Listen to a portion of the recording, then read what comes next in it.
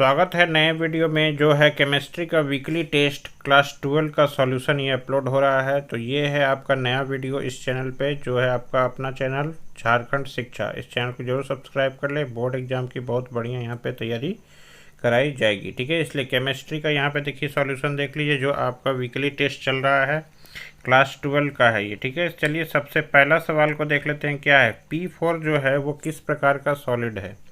Metallic solid है, covalent solid है, molecular solid है या आयनिक सॉलिड है? तो जो आपका P4 है वो P4 क्या है?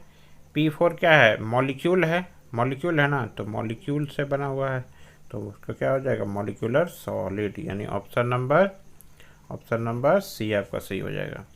आगे है coordination number of NaCl crystal.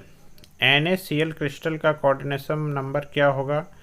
तो NaCl क्रिस्टल का कोऑर्डिनेशन नंबर होगा आपका, याद रखिए, इसका होता है 6:6 रेशियो, 6:6 रेशियो, ठीक है। अब हमें समझ में नहीं आ रहा है कि यहाँ पे इन्होंने वीकली टेस्ट में सॉलिड स्टेट से क्यों दिया है, क्योंकि देखा जाए तो इनका सिलेबस जो अपलोड हुआ है जैक बोर्ड का, उसमें कहीं भी सॉलिड स्टेट चैप्टर नहीं डिस्कस किया गया, यानी कहीं नहीं दिया गया, लेकिन फिर भी ये दे दिए हैं। चलिए सॉल्यूशन देख लेते हैं। Number of particles per unit cell, BCC में कितना होता है? तो BCC में 2 होता है, और जो 1 होता है वो किस में होता है? सिंपल क्यूबिक में होता है, ठीक है। चलिए नेक्स्ट सवाल देख लेते हैं। Relationship between face diagonal and edge length L। तो याद रखिए, हम लोग जो एज लेंथ पढ़े हैं वो A पढ़े हैं, ठीक है, लेकिन यहाँ L दिया है, तो L के टर्म में हम लोग लिखेंगे, तो इसका आंसर होता है √2a बराबर 4r होता है। तो A के जगह पे क्या है? L है। तो ऐसा ऑप्शन कौन सा दिख रहा है आपको? ऑप्शन नंबर B दिख रहा है, तो B सही हो जाएगा। इसके बाद आता है मोलरिटी ऑफ सॉल्यूशन। इसका हमको मोलरिटी निकालना। मोलरिटी क्या होता है? मोल निकाल लेंगे और वॉल्यूम को हम लोग डिवाइड कर देंगे, वो भी क्या होना चाहिए? लीटर में होना चाहिए। तो लीटर में आपको दिया हुआ है, यहाँ से मोल निकालेंगे तो 29.25, और NaCl का जो हम देखेंगे तो NaCl का मॉलिक्यूलर मास कितना हो जाएगा? 58.5। तो जो आपका मोल निकला वो क्या निकला? 0.5 निकला, और लीटर में कितना दिया? 2 लीटर। तो इसका आधा करेंगे तो कितना होगा? 0.25 m, ठीक। नॉन आइडियल सॉल्यूशन में पॉजिटिव डेविएशन हो रहा है, ठीक है, पॉजिटिव डेविएशन हो रहा है, तो डेल्टा H क्या होना चाहिए? पॉजिटिव, ठीक है। आगे है unit of molar elevation constant. Molar elevation constant देखिए, ऑप्शन आपके पास है केल्विन मोल पर केजी, केल्विन केजी पर मोल, केल्विन पर मोल, ठीक है। तो ये आपका उत्तर हो जाएगा केल्विन केजी पर मोल। ऑप्शन नंबर B आपका सही हो जाएगा, ठीक है। याद रखिएगा, 2 है, एक मोलर एलिवेशन कांस्टेंट है, एक डिप्रेशन कांस्टेंट है, ठीक है, कंफ्यूज नहीं होइएगा। चलिए आते हैं वेंट ऑफ फैक्टर में। वेंट ऑफ फैक्टर जो होता है वो क्या होता है? पार्टिकल्स पे डिपेंड करता है।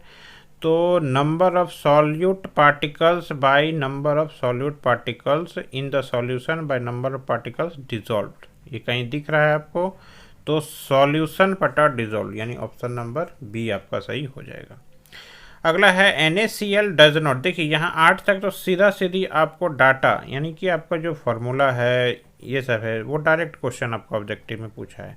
ऑब्जेक्टिव इसी प्रकार का आता है, ठीक है। आइए NaCl does not conduct electricity but NaCl liquid और NaCl एक्वस कंडक्ट। क्यों कंडक्ट करता है?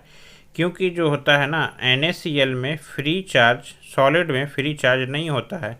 बाकी आपका जो होता है कि आपका लिक्विड में और एक्वस सॉल्यूशन जब बनाते हैं तो वो होता है। तो NaCl does not have free charges solid state में, while the latter to have, यानी ऑप्शन नंबर क्या हो जाएगा? आपका C सही हो जाएगा।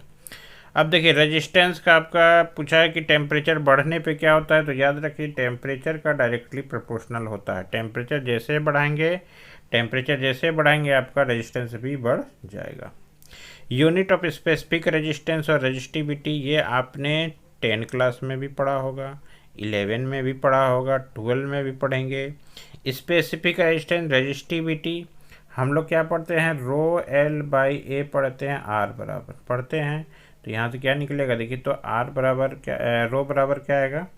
रो बराबर आपका आएगा R × A/L।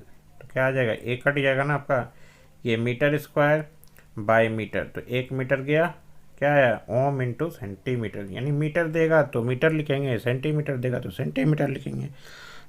ठीक है, चलिए। इन एन इलेक्ट्रोकेमिकल सेल, देखिए क्या गलत है। देखिए सबसे पहला बात कि जो आपका कैथोड होता है ना, वो नॉर्मली आपका नेगेटिव होता है, ठीक है, नॉर्मली नेगेटिव होता है, लेकिन जब उसको हम लोग इलेक्ट्रोकेमिकल सेल में लेते हैं तो वो क्या होता है, वो नेगेटिव नहीं होकर के पॉजिटिव होगा, यानी ऑप्शन नंबर ए आपका गलत है। ठीक है, इसमें गलत बताना था, क्या बताना था, गलत को बताना था, याद रखिएगा। आगे है 13 नंबर में value of activation energy. Activation energy कैसे हम लोग डिटरमाइन करते हैं, एक्टिवेशन एनर्जी हम लोग आर्हेनियस इक्वेशन से डिफाइन करते हैं। कैसे करते हैं, आर्हेनियस इक्वेशन से। ठीक, unit of rate constant first order reaction पर सेकंड, यानी ऑप्शन नंबर बी आपका सही हो जाएगा। चैनल को सब्सक्राइब करना ना भूले, क्योंकि यहाँ पे आपको बोर्ड एग्जाम की बहुत ही धाकड़ तैयारी कराई जाएगी। फॉर द रेट इक्वेशन, देखिए जब भी ऑर्डर निकालने बोले रेट आपको लिखा हुआ है, सिर्फ क्या करना है, पावर को जोड़ देना है। क्या करना है हमको, पावर को जोड़ देना है। तो पावर क्या है, 1 और 1 2, ऑप्शन नंबर बी। और मॉलिक्यूलरिटी देखना है तो कितना मोल है आगे में, 2, ऑप्शन नंबर ए आपका सही हो जाएगा। तो इसी तरह आपको और भी वीकली टेस्ट का सॉल्यूशन अपलोड होगा, मिला लीजिएगा आपका कितना सही हुआ है। ठीक है, थैंक यू वेरी मच।